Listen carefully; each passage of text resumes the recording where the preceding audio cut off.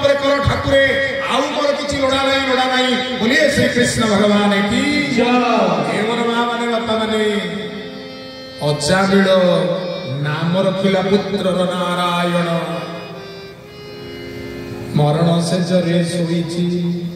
गौ गौ हेलाणी तंती आउ घड़िके देह छाड़ब विकल होगी भावुची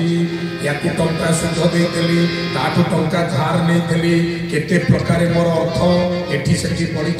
बेपार वाणिज्य मोर बुरीज मो पुओटा भलरे कहीदेवा दरकार पिलाटा खेलुची बाहर खेलुची डाकिले शुणुनी बड़ पाटी डाकिला हे नारायण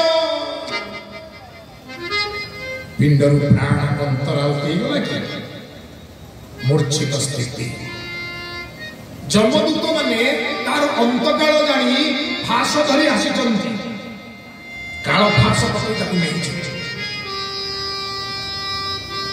कवि नाम है सोमनाथ राजगुरु नयागढ़ खंडपड़ा इटामाटी कवि कौन कहले बेढ़ी जमगण बांधिले तोते बेढ़ी जमगण बांधिले